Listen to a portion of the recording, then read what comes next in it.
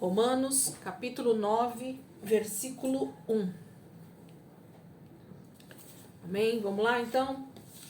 A palavra diz assim: digo a verdade em Cristo, não minto, minha consciência o confirma no Espírito Santo, e tenho grande tristeza e constante angústia em meu coração, pois eu até desejaria ser amaldiçoado e separado de Cristo por amor de meus irmãos, os de minha raça, o povo de Israel. Deles é a adoção de filhos, deles são a glória divina, as alianças, a concessão da lei, a adoração no templo e as promessas. Deles são os patriarcas, e a partir deles se traça a linhagem humana de Cristo, que é Deus acima de todos. Bendito para sempre. Amém. Não pensemos que a palavra de Deus falhou, pois nem todos os descendentes de Israel são Israel, e nem por serem descendentes de Abraão passaram todos a ser filhos de Abraão. Ao contrário, por meio de Isaque, a sua descendência será considerada. Noutras palavras, não são os filhos naturais que são os filhos de Deus, mas os filhos da promessa é que são considerados descendência de Abraão. Pois foi assim que a promessa foi feita: no tempo devido, virei novamente e Sara terá um filho. E esse não foi o único caso. Também os filhos de Rebeca tiveram o mesmo pai, nosso pai Isaque. Todavia, antes que os gêmeos nascessem ou fizessem qualquer coisa boa ou má, a fim de que o propósito de Deus, conforme a eleição, permanecesse, não por obras, mas por aquele que chama, foi dito a ela: o mais velho servirá ao mais novo. Como está escrito: amei Jacó, mas rejeitei Esaú. Versículo 14. E então, que diremos? Acaso Deus é injusto? De maneira nenhuma, pois ele diz a Moisés: terei misericórdia de quem eu quiser ter misericórdia, e terei compaixão de quem eu quiser ter compaixão. Portanto, isso não depende do desejo ou do esforço humano, mas da misericórdia de Deus. Pois a Escritura diz ao Faraó: eu o levantei exatamente com este propósito, mostrar em você o meu poder e para que o meu nome seja proclamado em toda a terra. Portanto, Deus tem misericórdia de quem Ele quer e endurece a quem Ele quer. Mas alguns de vocês me dirão: então por que Deus ainda por que Deus ainda nos culpa? Pois quem resiste à sua vontade? Mas quem é você, ó homem, para questionar a Deus? Acaso aquilo que é formado pode dizer ao que o formou: por que me fizeste assim?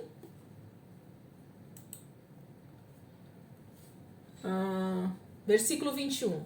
O oleiro não tem direito de fazer do mesmo barro um vaso para fins nobres e outros para uso desonroso?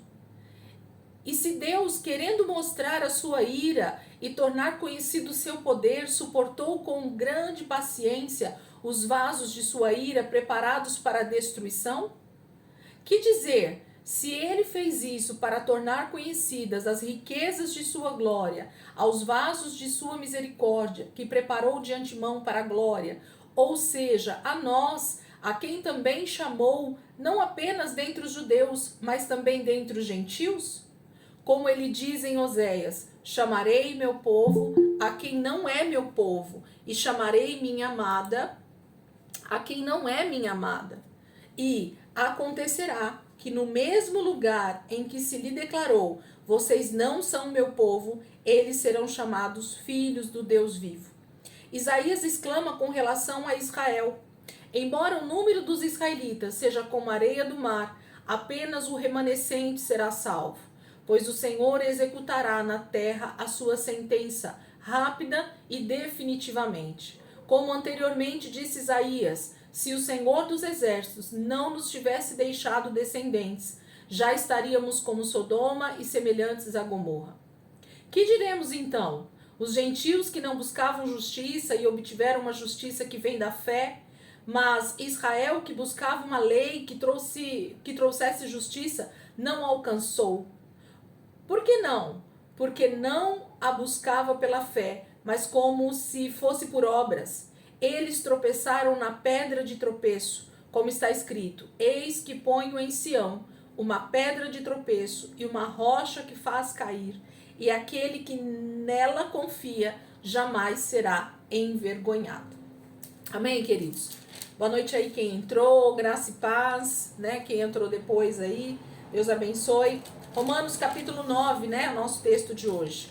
E eu aproveitei e li todo o capítulo só para a gente já ter um contexto do texto todo, do que Paulo está falando aqui no capítulo 9, para que a gente então desse continuidade do que a gente já falou, iniciou, né, esse capítulo semana passada. Então, semana passada, a gente começou esse capítulo falando justamente dessa tristeza, né, dos primeiros versículos aqui, ó. Versículo 1, quem chegou agora aí e quiser acompanhar de novo, ó. Digo a verdade em Cristo e não minto. Minha consciência o confirma no Espírito Santo. Versículo 2. Tenho grande tristeza e constante angústia em meu coração, pois eu até desejaria ser amaldiçoado e separado de Cristo por amor de meus irmãos, os de minha raça, o povo de Israel. Então, Paulo começa o capítulo 9 falando para nós a respeito de uma tristeza, de uma angústia que tem no coração dele por causa da maneira como Israel recebe o evangelho, como Israel ainda é endurecido, né? Aninha? Acho que a Aninha entrou com alguma tela aí, né, Aninha? Eu mexi na... Aninha, Ana Cassim está apresentando. Ops. Tenta clicar aí, Ana, pra ver. Qualquer coisa, Aninha, tenta puxar para ir para certo. E entra de novo. Só se leva a gente vai mexendo no que não sabe, nem me atrevo, porque é capaz de eu fazer cada arte aqui. Então, Paulo está dizendo que a tristeza dele é pelos da sua raça, pelos judeus, né? Porque durante todo o livro de Romanos, é que a gente estuda tão pausadamente que a gente não percebe o enredo do livro, né? O enredo da carta, na verdade, perdão. A carta que Paulo escreve aos Romanos é uma carta única, né? É uma carta só. Então, quando ele começa escrevendo lá no capítulo 1 e vem desenvolvendo esse entendimento, e a gente viu aí que ele vai falando sobre judeus e gentios, sobre a questão da vida em Cristo, se eles querem viver ainda sobre a lei, e toda essa discussão de lei e graça, tudo está permeando, né, o assunto que Paulo está falando com os irmãos ali em Roma. Mas mais precisamente com os judeus, que já são convertidos, alguns, e outros ainda não, né, que são meio convertidos, vamos dizer assim, estão ali no meio, talvez criando até confusão. E Paulo então está escrevendo, exortando, ensinando os irmãos ali como viver na fé, né? E ele coloca aqui nesse momento no capítulo 9, falando para nós exatamente dessa tristeza, dessa angústia que ele sente quando ele pensa no povo judeu. Em que aspecto? Ele pensa justamente nessa questão deles estarem ainda endurecidos quanto ao evangelho, quanto à vinda de Jesus, né? Jesus tinha vindo alguns anos antes e o povo judeu simplesmente não o tinha reconhecido como Messias, como Senhor. E ainda naquele tempo, no primeiro século aqui, por volta do ano 60, não me lembro exatamente agora o tempo, a gente falou um pouquinho nas primeiras aulas, mas bom, no primeiro século ali, Paulo está escrevendo essas cartas, 30, 40 anos depois da morte de Jesus, e ele então está triste ainda com o povo judeu que permanece com os seus olhos fechados para quem é Jesus, para o Evangelho de Cristo, para essa vida de liberdade. Lembra? A vida no Espírito, ele fala no capítulo 8 que a gente estudou. Então, Paulo está trazendo para nós uma angústia e uma tristeza de um judeu criado dentro do judaísmo, com toda a regra, né, que pudesse ser de um bom judeu, tinha aprendido muito bem as leis e o judaísmo, e agora percebe que tudo isso tem um fim em Cristo, né? Nós vamos ver isso nos versículos lá na frente. O fim de tudo isso era Jesus, né? O entendimento que o judeu precisava ter de toda a lei, de tudo que estava diante deles, era a própria verdade de Deus através de Jesus Cristo. Mas eles não conseguiram enxergar. E ainda hoje a gente tem essa dificuldade ainda dos judeus compreenderem, principalmente os mais ortodoxos, né, compreenderem que o evangelho, que Cristo é esse Messias, o Messias que eles tanto aguardam. E a gente tem essa dificuldade até hoje, mas a palavra está explicando para nós. Quando a gente lê o Velho Testamento, a gente percebe que é o próprio Deus quem realmente endurece os corações. Aqui nessa palavra vai entrar um contexto que nós vamos ver quase no finalzinho aqui, dessa questão da misericórdia de Deus.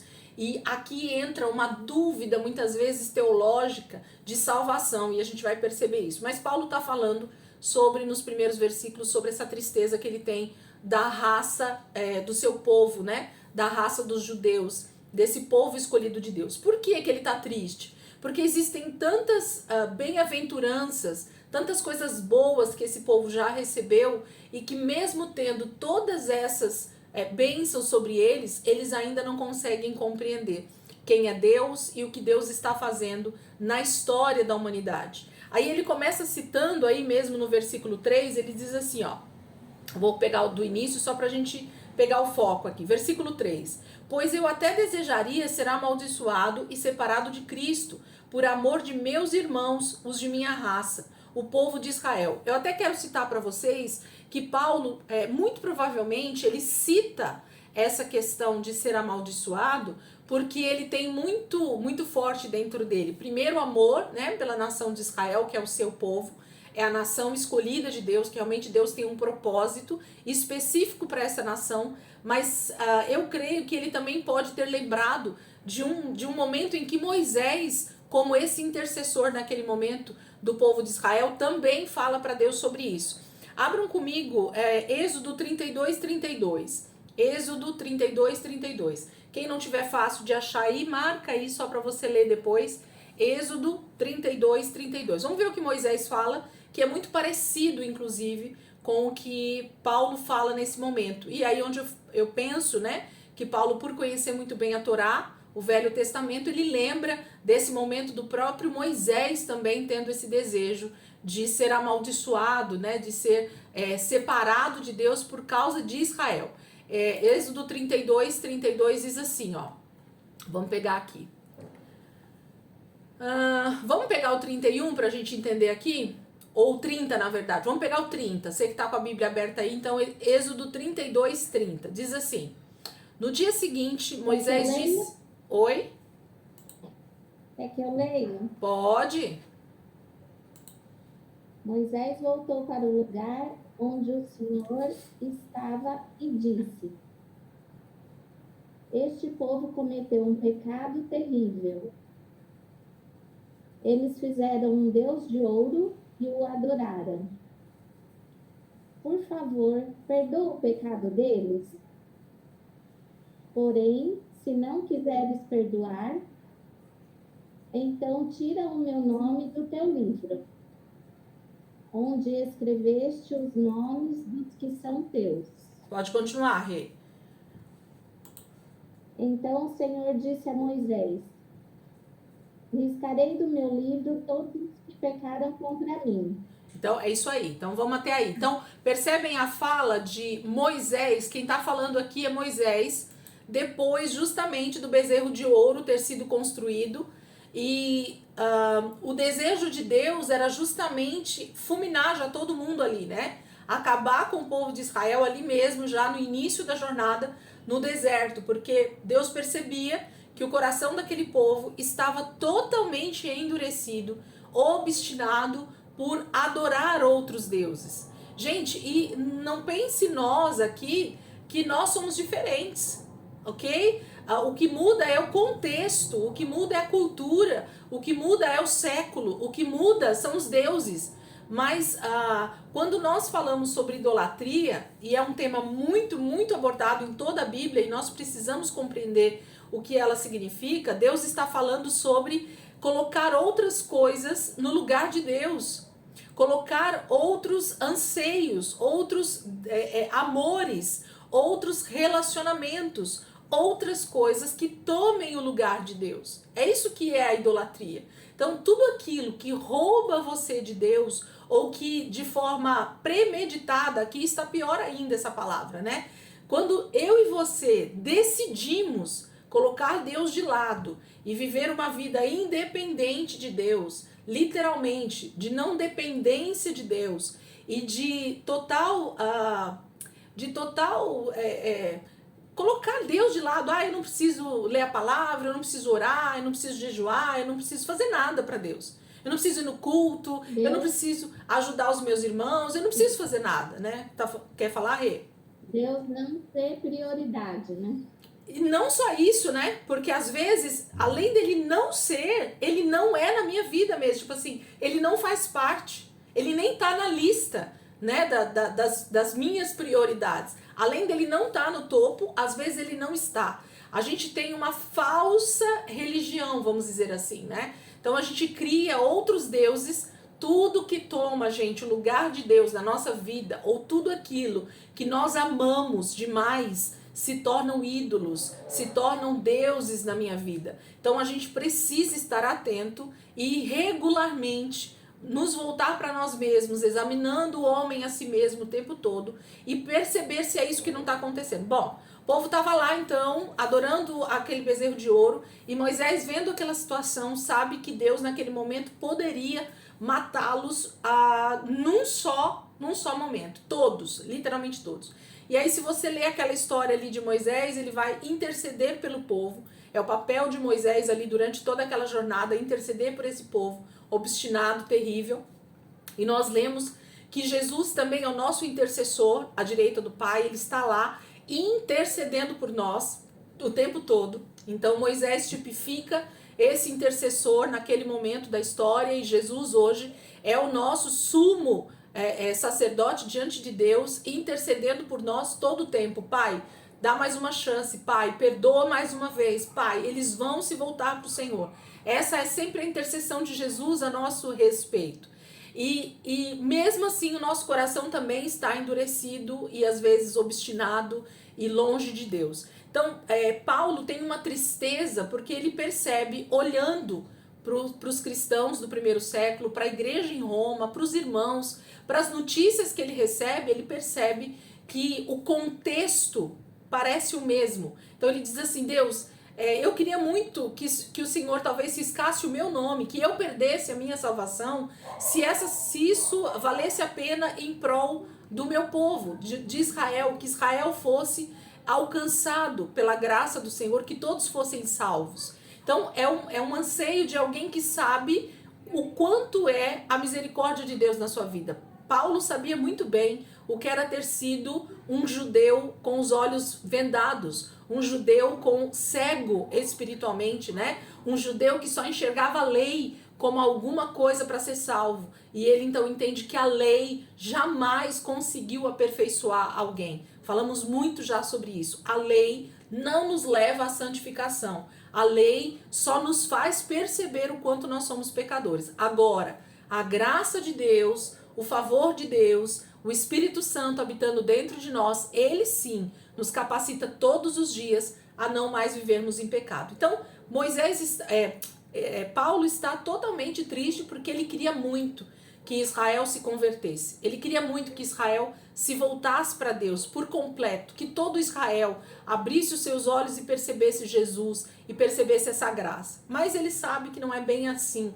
E ele mesmo vai escrever aqui para nós. Mas ele fala por que a tristeza dele é tão grande. E ele lista aqui para nós. Nós falamos um pouquinho sobre isso semana passada, mas eu quero repassar para a gente continuar o texto. Então ele continua dizendo assim, deles é a adoção de filhos. Queridos, para aqui comigo rapidamente. Por que Paulo fala a primeira coisa deles é a adoção de filhos? Quando a palavra vai dizer, aqui nas cartas de Paulo mesmo, que todos pecaram e destituídos estão da glória de Deus, esse é um versículo muito chavão aí no meio cristão, né? Todos pecaram e destituídos estão da glória de Deus. Por quê? Porque se a gente volta lá para a raiz, eu vou falar bem rápido, tá? Sem me alongar. Quando Adão e Eva pecam, o espírito morre, o homem tem a separação de Deus, o homem não tem mais comunhão com Deus. Só a partir do novo nascimento é que nós voltamos a ter o nosso espírito recriado e aí sim voltamos a ter comunhão com o Senhor. Então Israel, Abraão, também é alguém que se torna um filho adotivo de Deus. Porque Abraão também nasceu em pecado. Abraão também nasceu de um homem e de uma mulher sem o espírito, ok? Abraão também nasce com somente as duas partes do corpo, né? Corpo e alma, não havia espírito, ele não nasceu de novo. Em que momento que Abraão nasce de novo? E a gente percebeu no texto. No momento em que a palavra diz assim, e ele creu e foi-lhe imputado essa fé como justiça. Ali, Abraão então é salvo, ok? Então a graça de Deus alcança Abraão porque ele creu na palavra que Deus estava liberando para ele.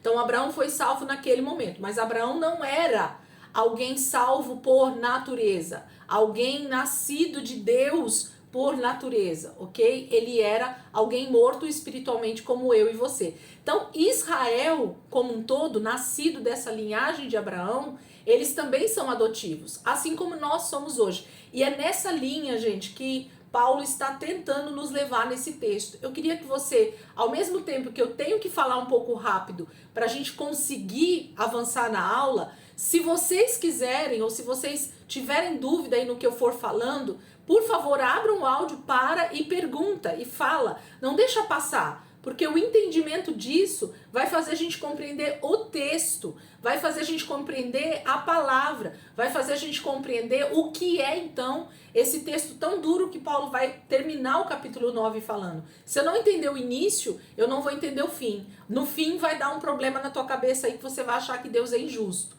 ok? Então entenda comigo já desde o início aqui, para que quando chegar no final do capítulo 9, a gente fecha esse entendimento, ok? Então, Paulo está dizendo que deles é a adoção de filhos.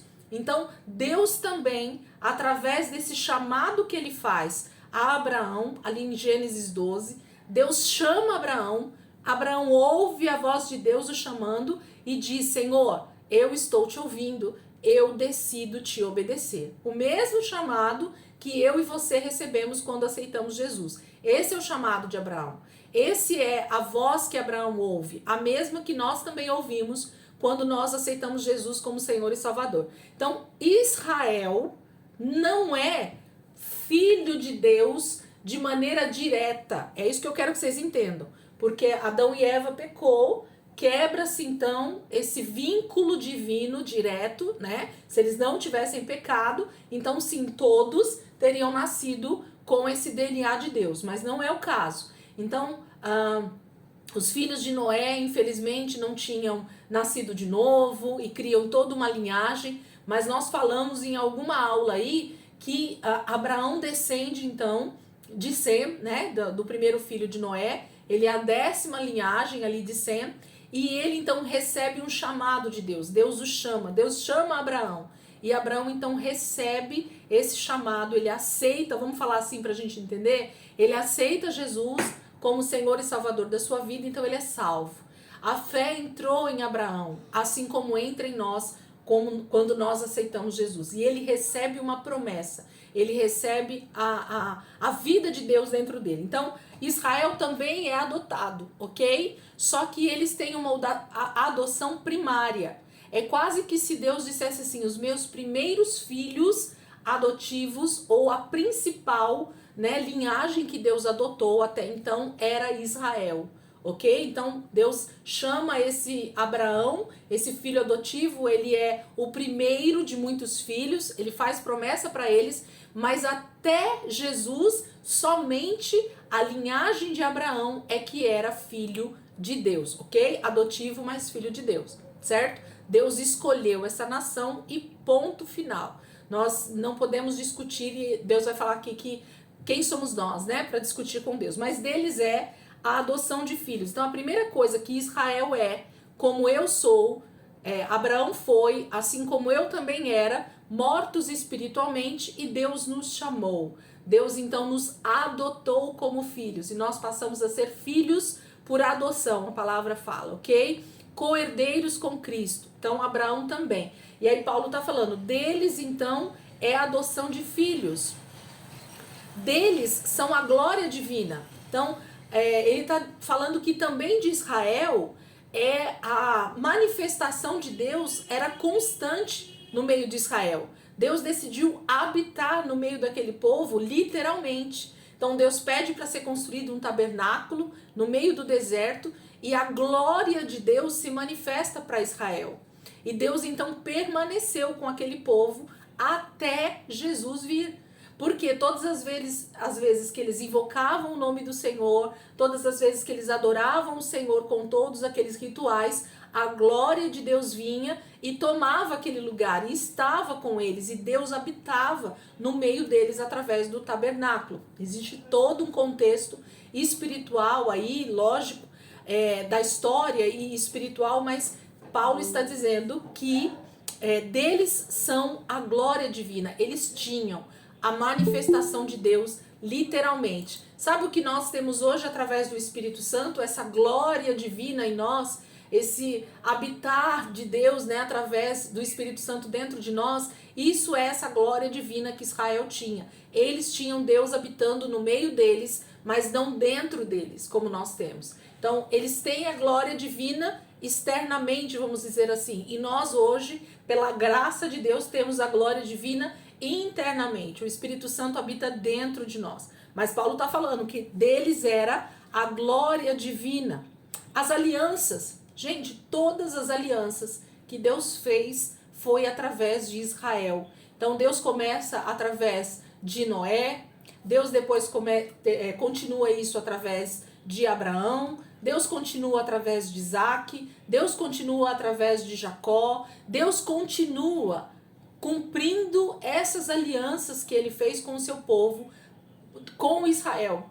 Deus não sai para nenhuma outra nação, Deus não sai para nenhum outro povo, né, nenhuma outra nação e diz, eu vou fazer uma aliança com vocês. Quando você lê a Bíblia Sagrada, o texto sagrado, de Gênesis a Apocalipse, ou de Gênesis até Jesus, nós percebemos uma aliança firmada com Israel e ponto final, ok? Concordam comigo? Havia uma aliança e essa aliança foi quebrada por Israel algumas vezes, mas por Deus essa aliança nunca foi quebrada. Ele fez uma aliança e ele vai cumprir essa aliança até o final. Ainda que Paulo diga que infelizmente não vai ser para todos. Ainda que a palavra de Deus diga que não vai ser para todos. Mas Deus é fiel sempre para cumprir as suas alianças. Então a aliança que Deus fez até Jesus tinha a ver com Israel, com esses filhos que Deus decidiu adotar, com essa nação que Deus decidiu adotar. Então não tinha a ver comigo nem com você que somos gentios, mas tinha a ver somente com Israel. Só depois de Jesus é que nós também somos então chamados também para essa adoção. E a gente vai entender aqui. Vamos lá. Aí ele diz assim, as alianças, a concessão da lei. Gente, Deus escolhe então a nação de Israel, dá as alianças para eles e através disso ele fala assim, para que vocês possam ter comunhão comigo, para que vocês possam então ter relacionamento comigo diariamente, semanalmente, anualmente, eu vou colocar leis, mandamentos, regras, estatutos, para que vocês então possam ter esse relacionamento comigo. Gente, Deus só podia, né, ser adorado através de santificação dentro daqueles rituais que Israel tinha. De outra forma, qualquer um que tentasse se aproximar de Deus era morto automaticamente. Então Israel temia Deus por causa da lei. Israel fazia todos aqueles rituais por causa do medo da morte, do medo de ser fulminado por Deus ali por causa do pecado, ok? Então muitos deles não faziam aquilo tudo simplesmente porque amavam a Deus, mas temiam a morte.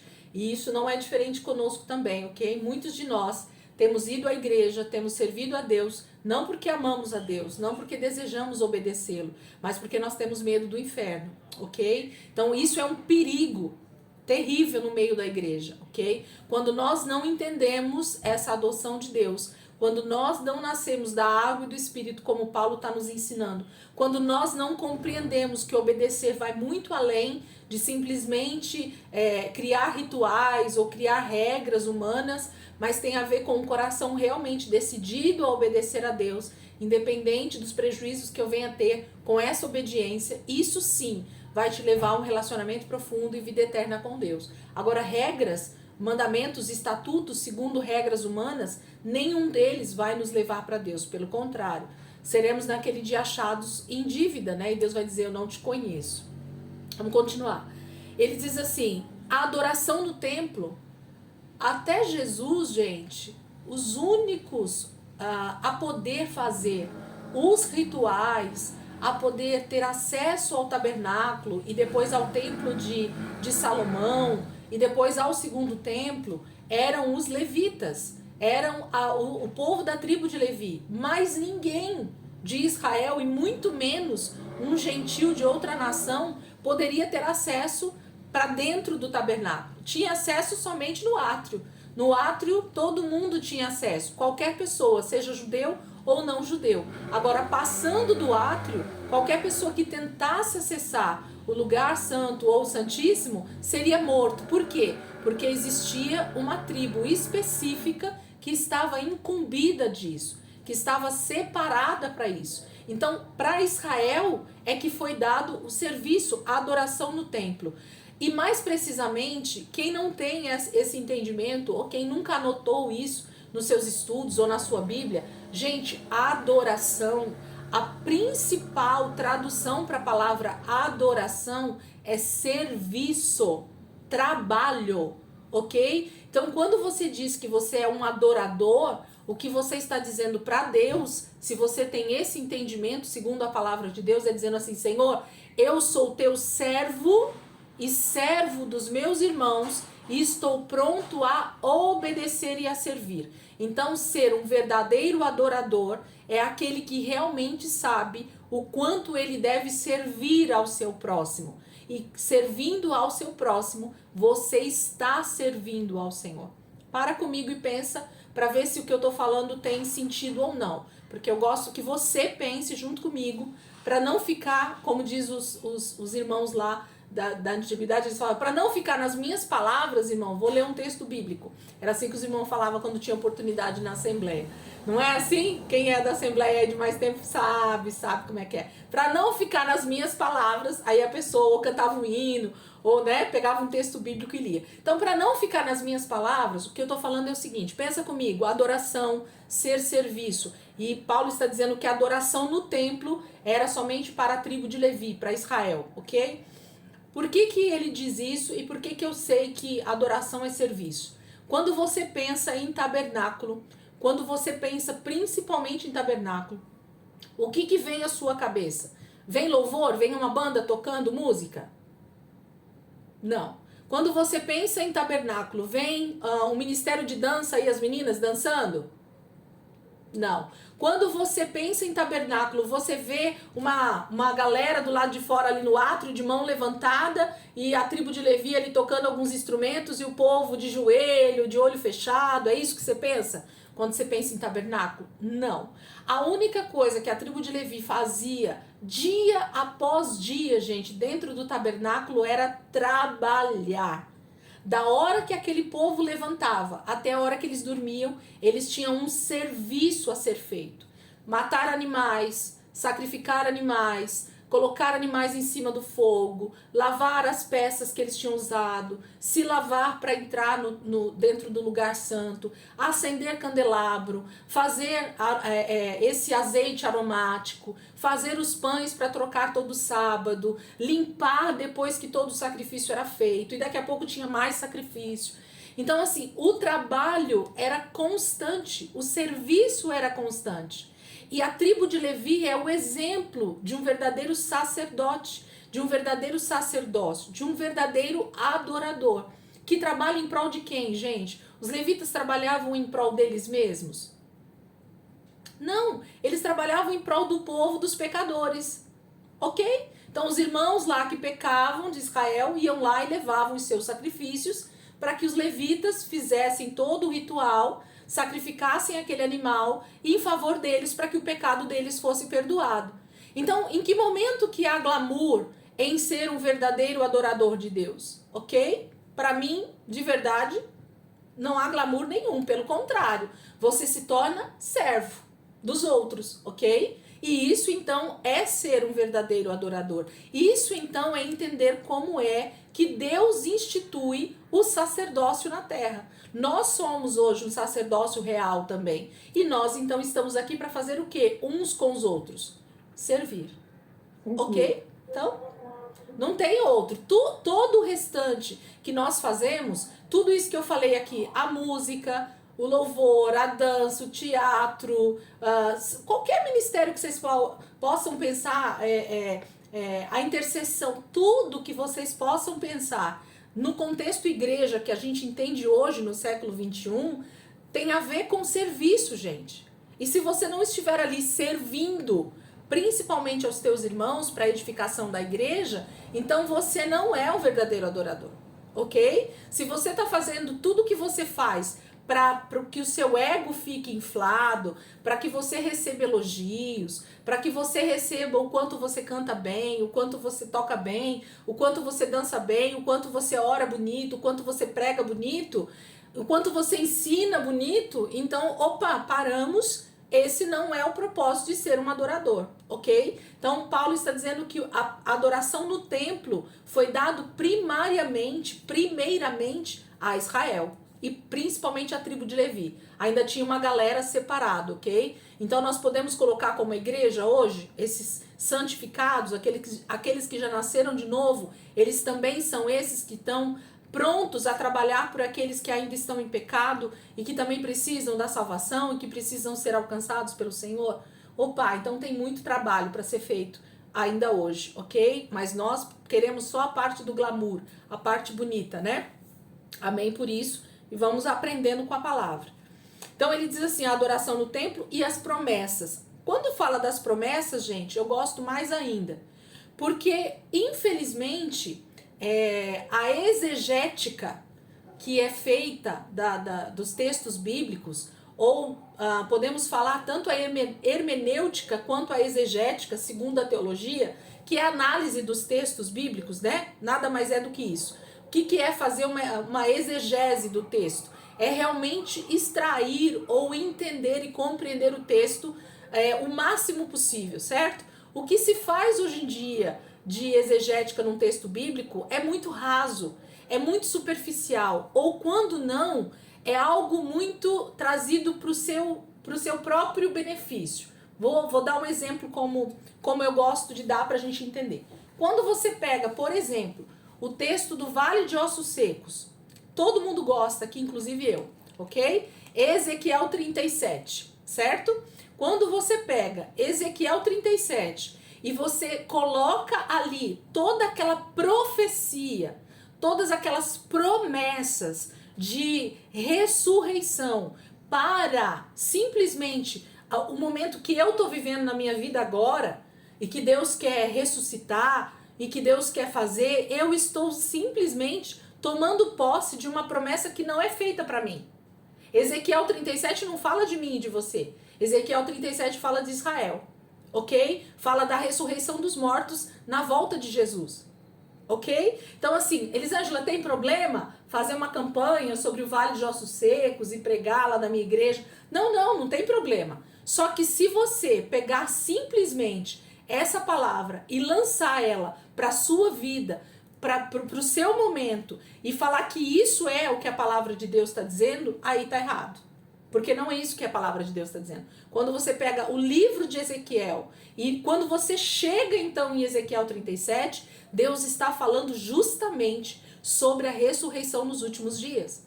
Sobre a ressurreição dos mortos na volta de Cristo, em que primeiro, ou de forma muito poderosa, Deus vai levantar muitos judeus, ok? Muitos daqueles que creram pela fé. Então, entende o que eu estou querendo dizer? As promessas que Deus fez a Israel, principalmente no Velho Testamento, ou até no Novo Testamento existem algumas, é para Israel, gente. A gente fica tomando posse da promessa dos outros.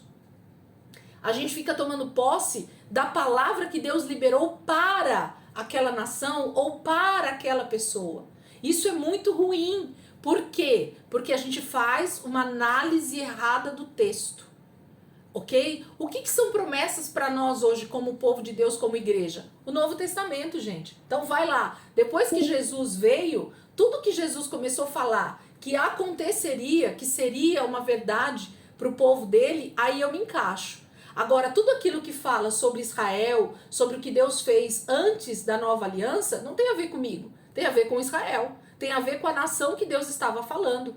ok? Porque assim, e eu fico triste porque na hora das profecias que falam de bênçãos, então tem a ver comigo, certo?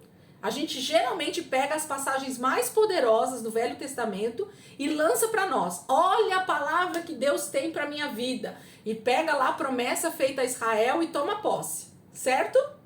Agora, a hora que Deus fala que ele vai punir Israel, que ele vai lançá-los no lago de fogo e enxofre, que Deus tem uma maldição para Israel, opa, é para Israel, não é para a igreja.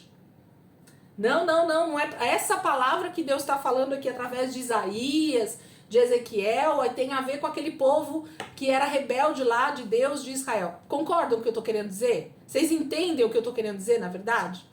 Ou eu tomo tanto a bênção quanto a maldição de Israel para minha vida, ou então eu prefiro ficar só com a nova aliança e entender as promessas que Deus tem para a igreja, ok? Que é a partir de Cristo, a partir do Pentecostes, a partir dessa nova aliança que Deus faz com a humanidade, com a sua morte e a sua ressurreição. Então Paulo está frisando aqui para nós que as promessas não são dos gentios e de Israel, são primeiramente de Israel, ok? Até aqui.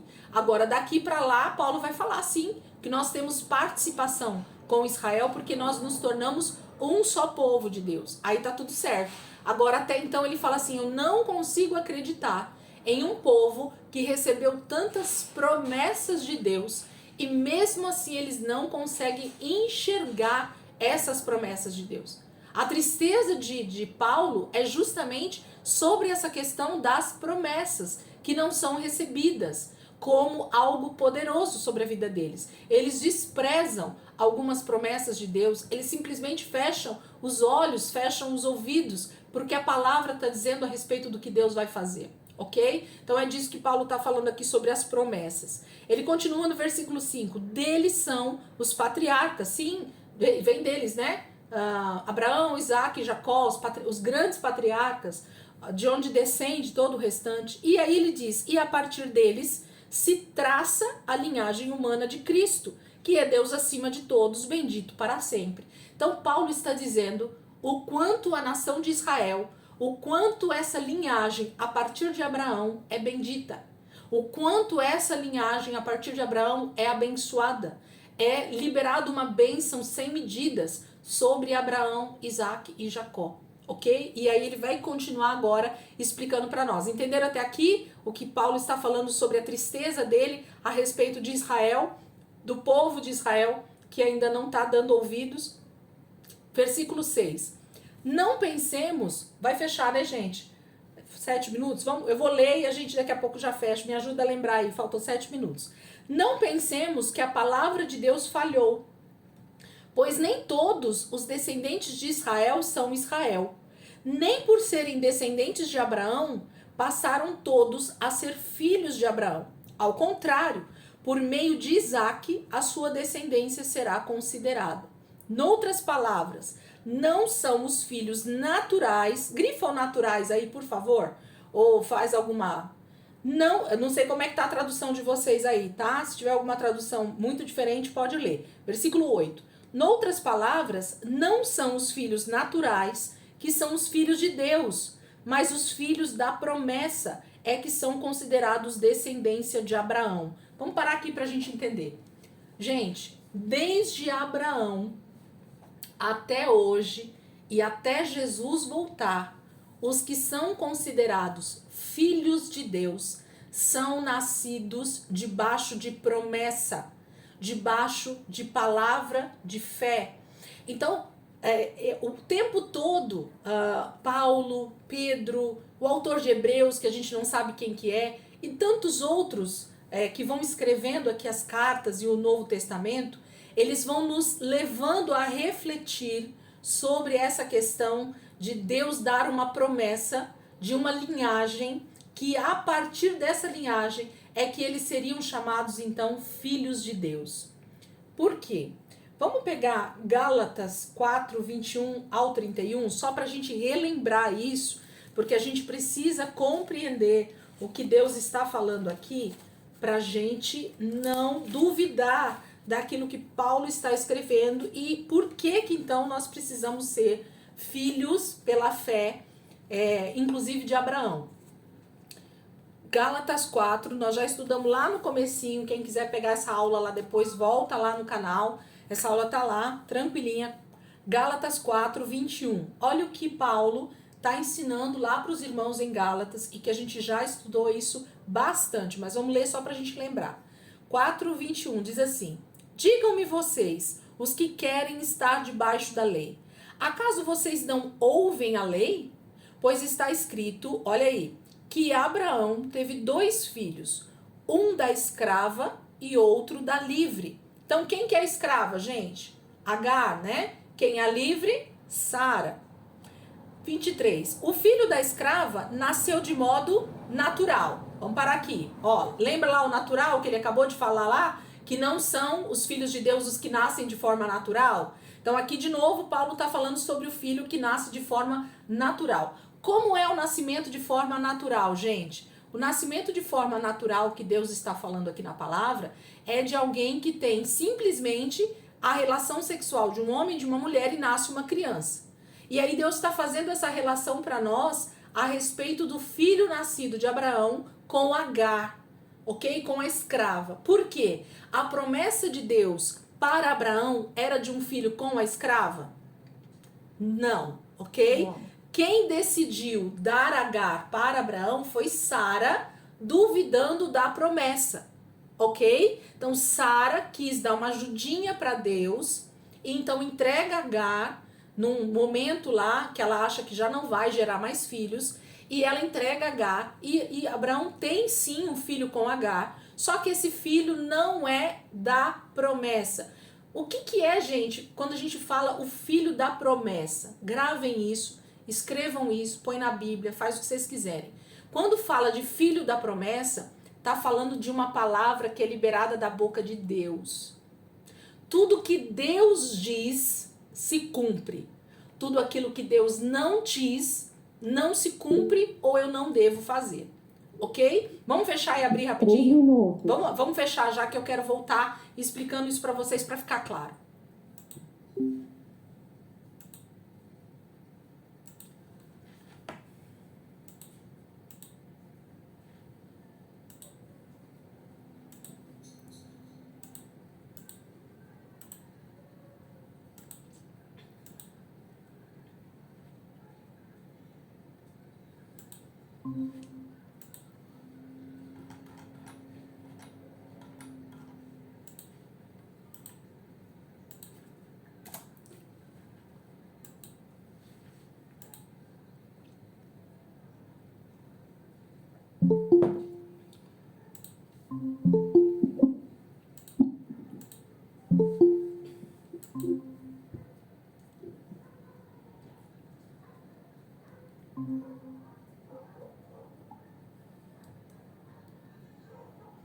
Quantos tinham, gente?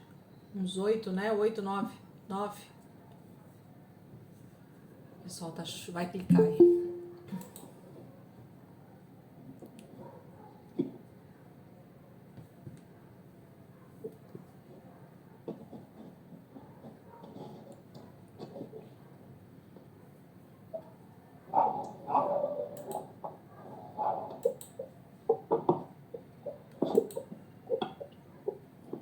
Vamos lá, gente. Vamos lá. O pessoal vai chegando aí.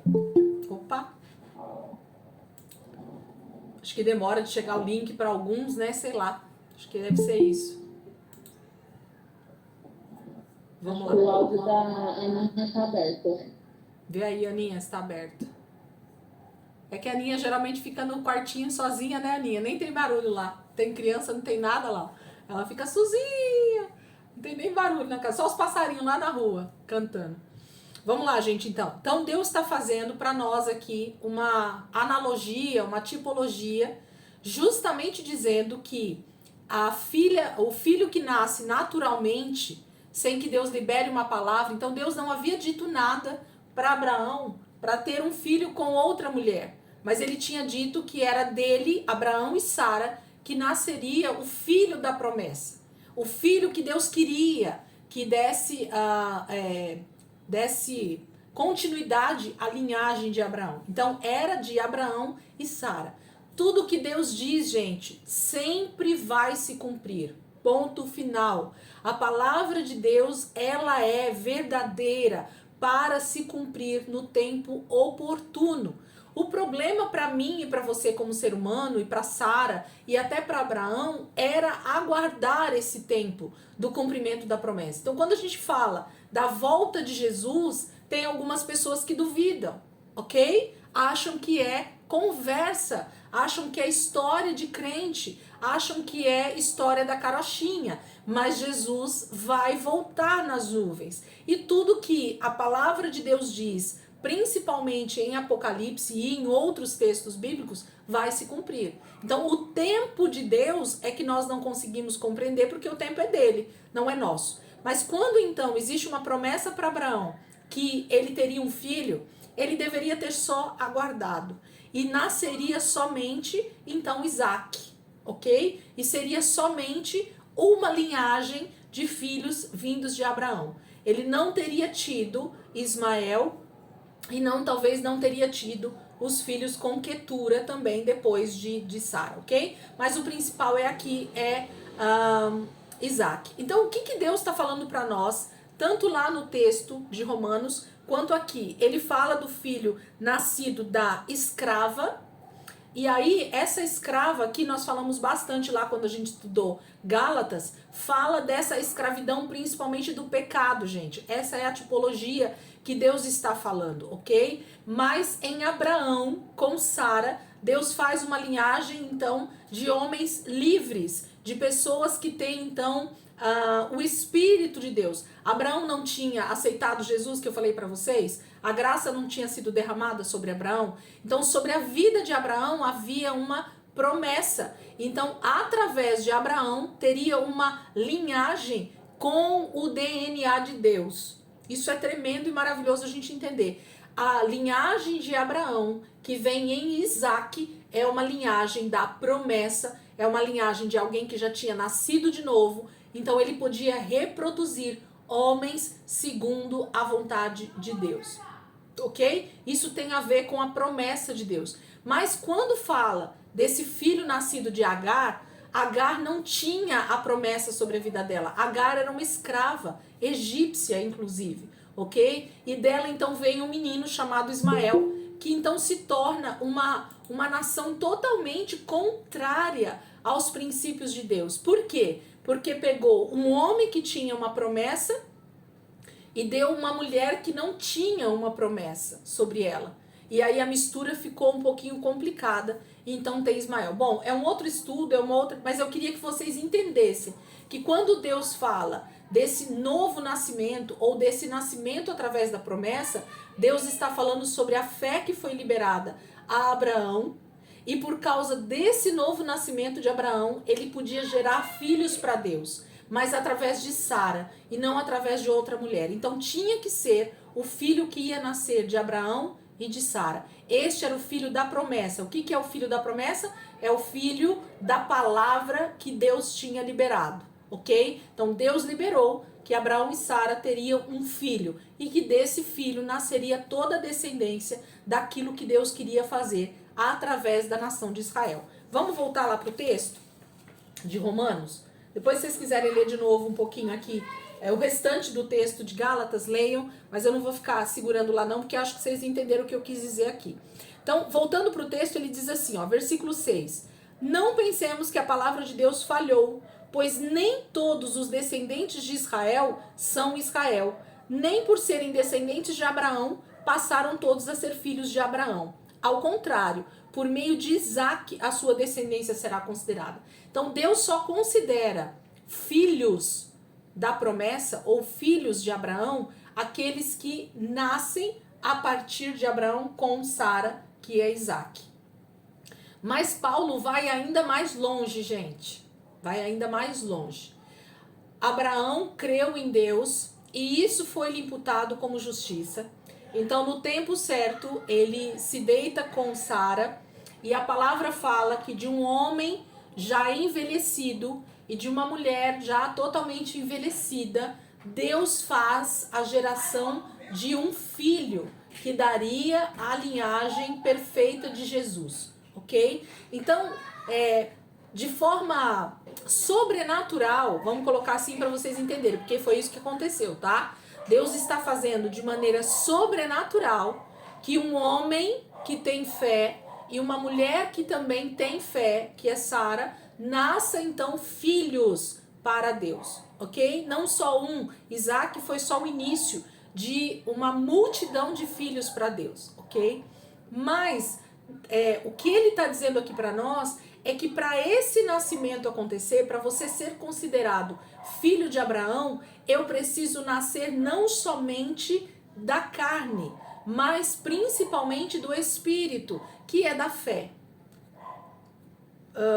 Conseguem entender o que eu estou querendo dizer?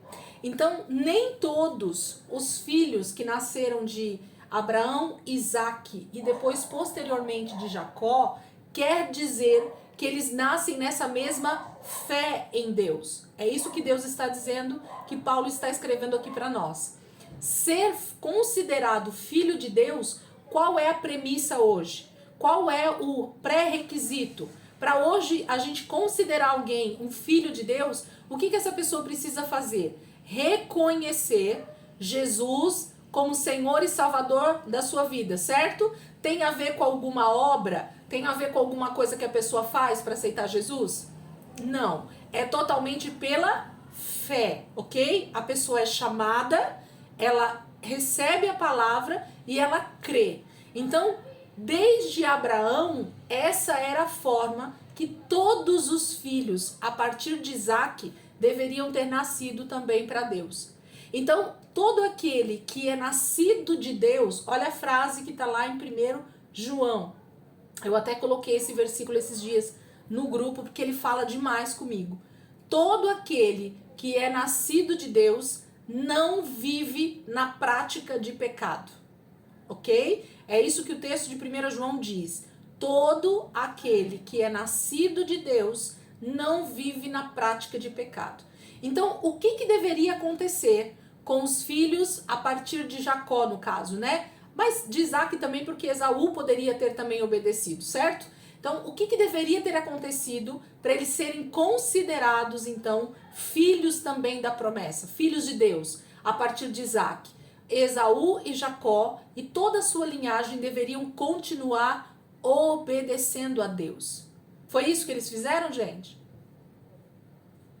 Foi isso que os descendentes de Esaú e de Jacó fizeram? Não, pelo contrário, ok? Praticamente, sei lá, não vou falar números aqui porque eu não tenho porcentagem para falar, mas muitos se desviaram totalmente dos princípios de Deus. E isso então quer dizer que eles não nasceram da promessa.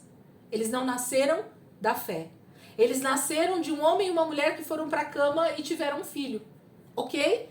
Então, assim como Esaú, assim como outros dentro da Bíblia, Ismael, que nasceram de Abraão, mas não nasceram da promessa, não nasceram da fé, não nasceram da palavra de Deus, de crer naquilo que Deus falou. Porque o que eles tinham que continuar fazendo era crer no Deus que falou com Abraão, que eles seriam a nação abençoada, que eles seriam a nação santa, que eles deveriam servir somente ao Senhor, que eles não deveriam adorar outros deuses. Mas quando você olha, e quem está comigo aí na leitura anual, vai perceber muito isso durante a nossa leitura, porque como a gente vai pausadamente, a gente vai percebendo isso acontecer, e ler a Bíblia completa de Gênesis a Apocalipse nos faz perceber isso de maneira mais clara, de maneira mais objetiva. Porque quando nós não conhecemos a Bíblia toda, a gente não tem esse entendimento sobre esses textos, ok? E a gente fica meio perdido quando se fala algumas coisas, por exemplo, como essas que Paulo está falando aqui em Romanos. Como assim nem todo aquele que nasce de Israel é israelita? Ok? Porque ele está falando desses que não nasceram da água e do Espírito, não nasceram da palavra de Deus, assim como Abraão nasceu. Assim como Isaac nasceu porque creu. Assim como Jacó nasceu também porque creu. Assim como outros israelitas também nasceram de Deus porque creram. Ok? Creram em Deus. Creram na promessa de Deus. creram naquilo que Deus deixou escrito para eles. Isso é ser filho de Deus. Olhar para a palavra, o que Deus diz e obedecer. Opa, então nasce um entendimento aqui para nós do que é ser filho de Deus, independente de ser da linhagem de Abraão ou independente de ser hoje dos nascidos na igreja, vamos dizer assim.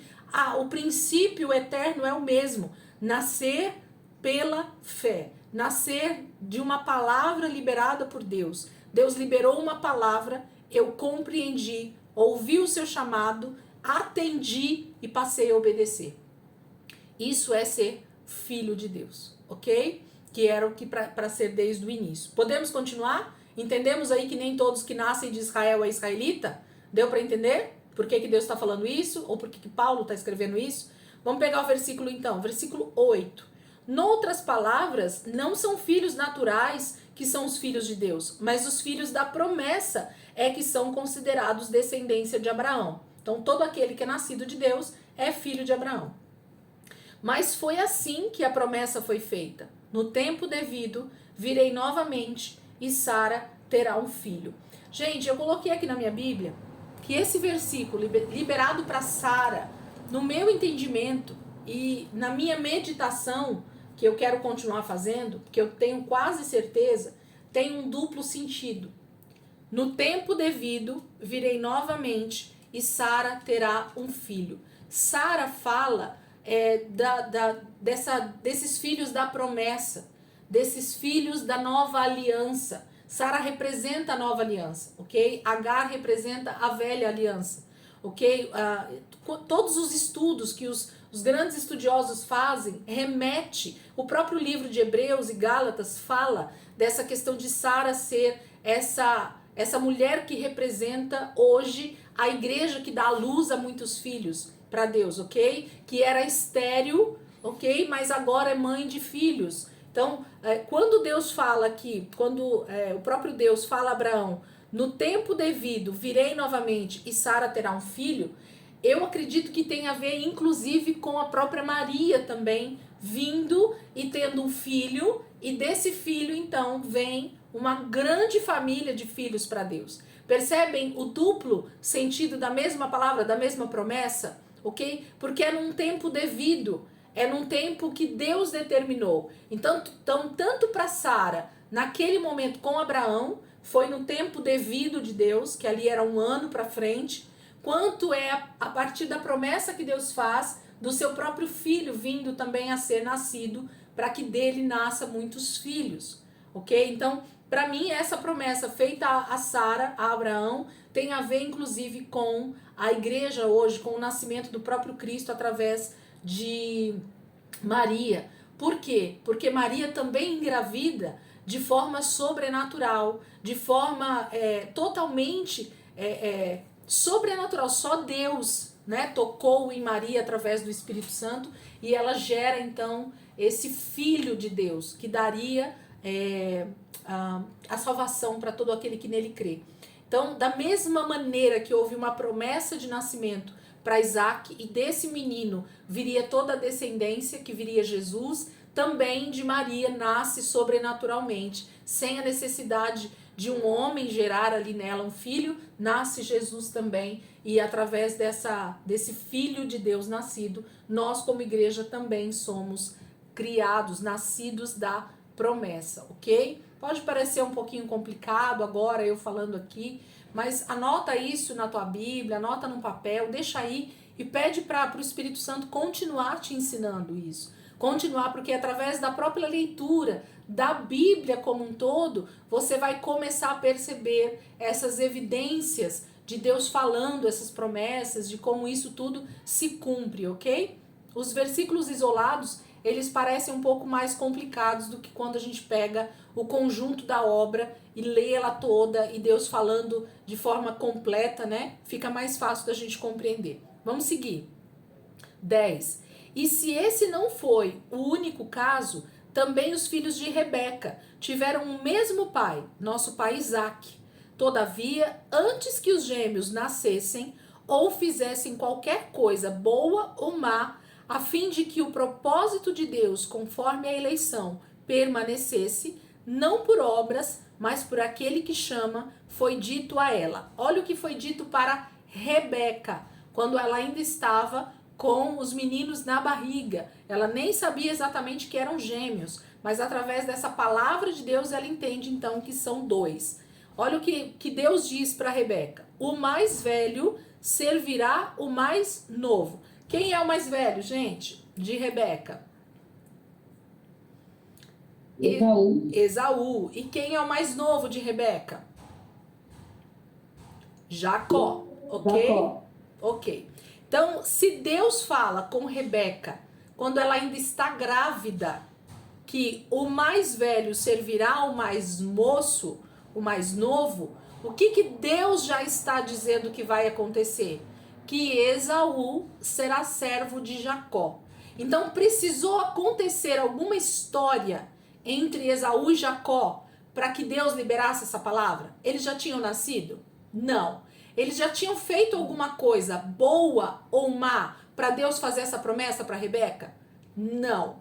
Havia um propósito divino de Deus, um propósito eterno de Deus para a vida tanto de Esaú quanto a vida de Jacó. E aqui vai começar esse bolo que começa a dar na nossa cabeça, mas eu quero que você reflita junto comigo, e se o bolo acontecer, se a dificuldade acontecer na sua cabeça, que a gente possa conversar a respeito disso em outro momento ou aproveitando aqui o final da aula. Vai entendendo?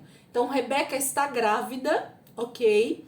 E Deus então fala com ela, dizendo: Rebeca, no seu ventre vão ter duas nações. Se você quiser depois, quem tá comigo na leitura, leu esses dias, tá? Bem recentemente a gente leu, acho que uns 3, 4 dias atrás. Do seu ventre, Rebeca, vão ter duas nações.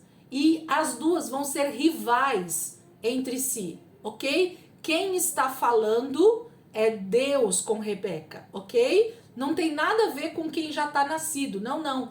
Deus está falando com Rebeca, que está grávida e nem sabe que vai ter gêmeos. Mas o próprio Deus aparece para ela e faz uma promessa. Ó, a liberação da palavra de Deus, gente. Tudo aquilo que Deus libera vai se cumprir. Querendo eu ou você, sim ou não, vai se cumprir. Então Deus fala para Rebeca que no ventre dela tem duas nações e que o mais novo vai ser senhor, o mais velho vai ser servo do mais novo. Então isso quer dizer para mim e para você que essa historinha que a gente ouve, que Jacó, ele é enganador e por isso ele teve direito à primogenitura, é verdade? Respondam para mim, diante disso que eu tô mostrando aqui para vocês. Tem sentido isso? Não, ok? Então, percebem que a questão é falta de leitura bíblica? Quando a gente pega umas... eu ouvi muito essa semana e semana passada. Se você conta uma mentira, gente, mais de 10 vezes, a mentira vira verdade. Sabiam disso? Se você começa a repetir uma mentira várias vezes, rapidamente as pessoas começam a acreditar que aquela mentira é uma verdade. Então, muito cuidado com aquilo que você ensina, muito cuidado com aquilo que você prega, muito cuidado com aquilo que você fala a respeito da palavra de Deus, sem realmente ir para o texto e olhar todo o contexto. Não pegue textos isolados, gente. Se tem uma coisa que infelizmente a gente vai errar sempre, é quando a gente pega textos isolados e não olha o contexto de toda a história a respeito daquilo que Deus está fazendo. Então, quando Rebeca ainda está grávida, Deus faz uma promessa a Rebeca. E ela diz que é o mais novo que vai fazer, que vai reinar sobre o mais velho. Então Deus faz uma promessa já sobre Jacó, ok? E a história vai se desenvolver para que Jacó seja senhor de Esaú. Sim ou não? Sim, ok? Então não é Jacó quem está regendo a vida dele, mas é o próprio Deus quem vai encaminhando Jacó a fazer ou a acontecer algumas coisas, ou permitindo algumas coisas, para que o propósito e a promessa de Deus se cumpra na vida de Jacó e de Esaú. Ok? Então, isso mostra para mim e para você que quando o texto bíblico diz assim, que desde o ventre, ontem foi pregado isso lá na nossa igreja, desde o ventre da nossa mãe, Deus nos conhece, ok? E Ele tem um propósito específico para cada um de nós, desde que momento, gente? Desde o ventre. Do ventre. Ok? Então Deus já escreveu todos os meus dias no livro dele, desde o momento em que eu fui concebido pelo meu pai e pela minha mãe, certo? Agora, viver a história que Deus escreveu nem sempre é o que nós fazemos por causa do pecado, por causa do nosso coração endurecido e tantas outras coisas. Não vou entrar nesse mérito aqui, mas o que eu estou dizendo é que Jacó, desde o ventre da mãe dele, Deus já tinha escolhido Jacó como esse que teria então a incumbência de continuar a linhagem como primogênito na sua geração, ok? De Isaac. O primogênito de Isaac era então Jacó, o segundo e não o primeiro. Tem outro entendimento teológico a respeito disso, que não cabe aqui nesse momento, mas para a gente entender por que disso, a Bíblia mesmo vai explicar para nós, mas não é o contexto agora, só para você entender. Então, Deus tem um propósito com Jacó maior do que com Esaú. Ah, mas Deus não tinha um propósito para Esaú? Tinha, lógico que tinha, certo? Era filho também de Rebeca e de Isaac, e Deus tinha um propósito como tem até hoje. Tem um texto lá em Gênesis, onde está falando deles, que é uma revelação tremenda, gente, sobre o povo árabe, que em algum momento eles vão deixar a canga dos seus ombros cair, e eles vão se render a Jesus. Então, assim, é tremenda a promessa que Deus faz para a descendência de Esaú, mas nós precisamos o quê? Decidir obedecer. Quando nós decidimos desobedecer a Deus, carregamos então a desobediência e a falta da bênção de Deus sobre nós por causa do pecado e da desobediência. Mas vamos focar então? Então quem recebe a promessa é Rebeca, de que Jacó seria então o futuro dentro da linhagem que Deus iria fazer. Então, gente, esquece essa historinha. Primeiro que o nome de Jacó não significa enganador, tá bom? Isso aí foi, infelizmente, uma tradução que alguém fez que coube ali, né, para aquela mensagem que a pessoa queria pregar. E eu não tô falando do século 21, ok? Porque isso vem de muito longe, tem séculos essa história de que o nome Jacó é enganador. E se você for aí no hebraico, se você for buscar verdadeiros estudiosos aí do hebraico, você vai ver que não tem nada a ver. Tem a ver com aquele que segura o calcanhar.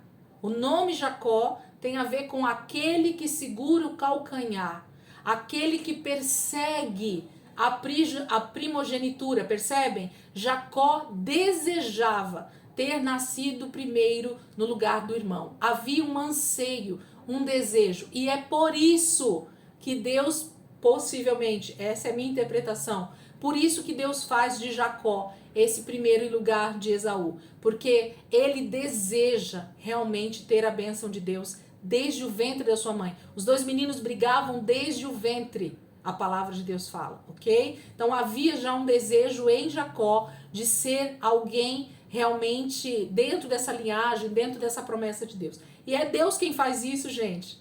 O desejo de Jacó vinha do próprio Espírito de Deus dentro da vida daquela criança, daquele bebê e depois daquele homem, ok? Deus está escrevendo essa história, não sou eu nem você. Por isso que o texto vai continuar escrevendo algo para nós aqui. Vamos continuar aqui, então? Versículo 14. E então, que diremos? Aí o apóstolo Paulo começa a fazer um bocado de pergunta para nós aqui, ó. Então, que diremos? Acaso Deus é injusto? De maneira nenhuma. O próprio apóstolo Paulo responde. Pois ele diz a Moisés, olha o que Deus diz para Moisés. Terei misericórdia de quem eu quiser ter misericórdia, e terei compaixão de quem eu quiser ter compaixão. O que Deus está falando aqui, gente, para Moisés, e que Paulo está relembrando aqui para nós dentro desse texto?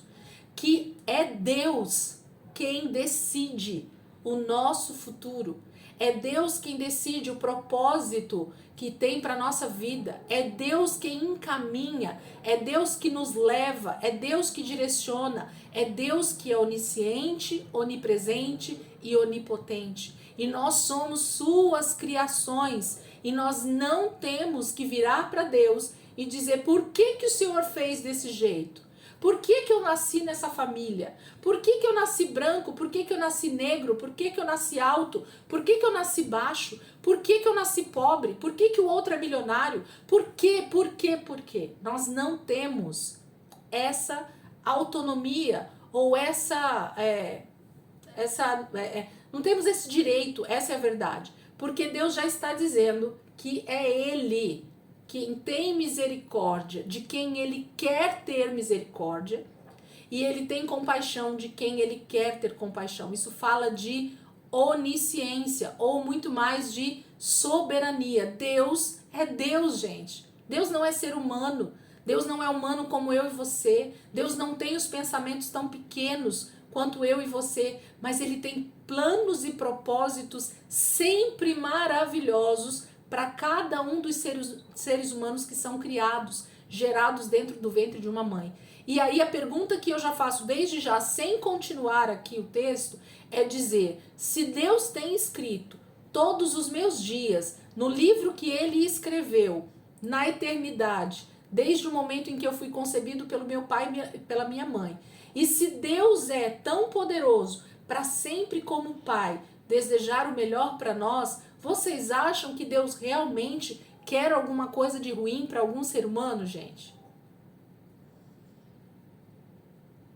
Vocês entenderam minha pergunta? Deus jamais vai escrever a história de alguém como uma história de desgraça, como uma história de desonra, como uma história de morte eterna, inferno, ok? Isso não cabe na mente de Deus. Nós já lemos que todos são chamados, ok? De eternidade a eternidade. Porém, como Deus tem que cumprir alguns propósitos nessa terra, vou fazer já uma pergunta antes de ler o restante. Deus podia ter livrado Estevão, gente, do martírio na igreja primitiva? Estevão foi o primeiro mártir da igreja primitiva. Logo depois ali, né, do Pentecostes, deles começarem a pregar e tudo mais, Estevão foi apedrejado até a morte por todos os judeus que estavam ali próximos dele. Deus podia intervir na morte de Estevão e não permitir que ele morresse? Podia ou não podia? Sim. Sim. Mas Deus fez? Não. Não. Por que será que Deus não fez? Porque Deus Porque tem... deveria se cumprir. Também, ok? Também, Débora. Mas Deus queria a morte de Estevão, então, tão cedo? É aí que nós precisamos pensar. Deus não queria a morte de Estevão tão cedo. Assim como Ele não quer de ninguém tão cedo. O que faz com que algumas circunstâncias aconteçam na minha vida, na sua vida, na vida de Jó, na vida de Estevão, na vida de Paulo, na vida de Pedro, na vida de Jesus? O que é que acontece, gente? Propósitos? O pecado do próximo. Ok?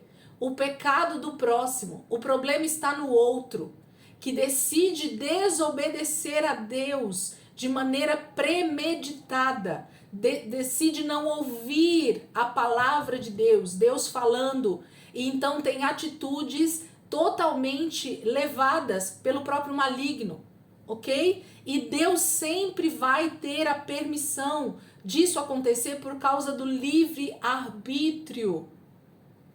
O livre-arbítrio, quem já me viu falar sobre isso em algum estudo, o livre-arbítrio é o maior código de amor de Deus. Por quê? Porque Deus está dizendo para mim e para você através do livre-arbítrio: eu deixo você decidir se você quer me obedecer ou não. Certo? A decisão de querer Deus ou não é minha e sua. Isso se chama amor. Ok? Isso é a raiz para mim de amor. Amor é entender que eu não posso dominar o próximo. Quem decide o que o próximo vai fazer ou quem decide o que vai fazer sou eu e você. Somente. Não tem essa questão de, eu posso, eu mudo a situação do outro. Não, não tem. E aí, por causa da decisão contrária do outro a respeito de Deus, presta atenção, ó. O outro decidiu não obedecer a Deus, decidiu dar voz ao pecado, ao maligno, e através dessa atitude do livre-arbítrio do outro, eu sofro. Ok? Isso também pode acontecer no contrário? Pensa comigo. Por causa da sua decisão de muitas vezes não obedecer à voz de Deus, você faz o outro também sofrer. Porque a gente sempre joga pro outro, né, a culpa, ok? Então, quando você decide, por exemplo, falar mal de alguém através de uma fofoca, você está tendo o seu livre-arbítrio de não obedecer a palavra de Deus que diz que fofoca é pecado. Você está falando mal do teu irmão fora da presença dele. Isso não edifica nem a sua vida, nem a de quem você está fofocando e nem com quem você está falando, mas você usou o seu livre-arbítrio para fazer mal para o próximo. Ok? E aí a gente pode lançar esse livre-arbítrio para todas as áreas da nossa vida. Todas as áreas. Tudo que eu deixo de obedecer a Deus, gente, eu estou exercendo o meu livre-arbítrio e eu provavelmente, desobedecendo a Deus, usando o meu livre-arbítrio, eu estou machucando alguém.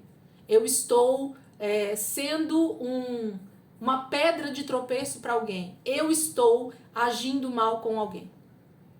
Porque a desobediência, o pecado, sempre vai levar a nossa atitude a ser alguém que faz o contrário para o próximo, que a palavra de Deus diz. Porque sempre tem a ver com o próximo. Percebem que todo pecado sempre tem a ver com o outro, não tem a ver só comigo?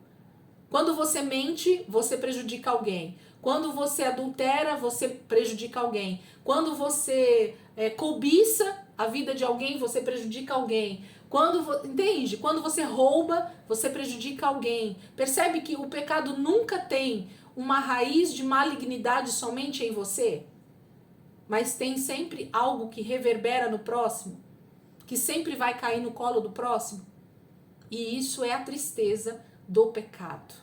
E isso é o que Deus diz, amar o Senhor teu Deus de todo o teu coração e ao teu próximo como a ti mesmo.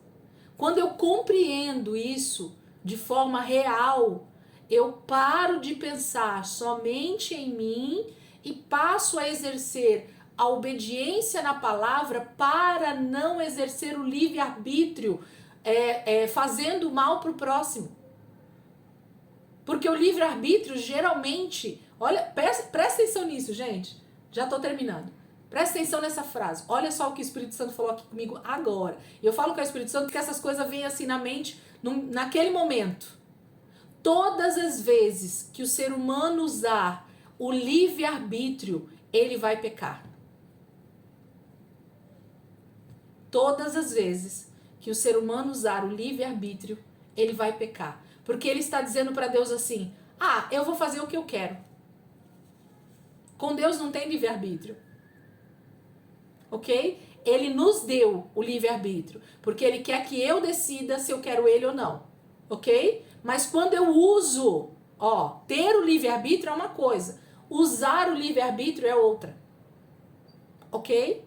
Então, quando eu uso o livre-arbítrio, geralmente eu tenho a tendência de pecar. Porque eu uso o livre-arbítrio dizendo para Deus, eu não dependo de você, eu quero fazer o que eu bem entendo. Aí eu vou e peco. Entende? Então, o nosso cuidado é em nos voltarmos para a palavra. E a palavra vai nos dar direção para tudo que eu quero.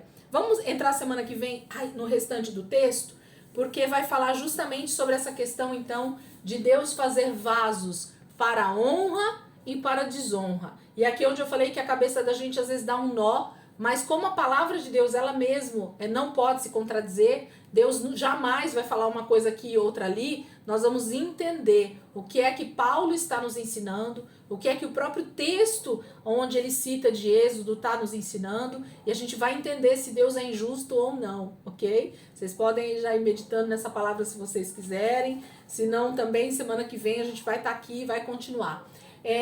Quem viu o recadinho lá, vou até fechar aqui já a aula.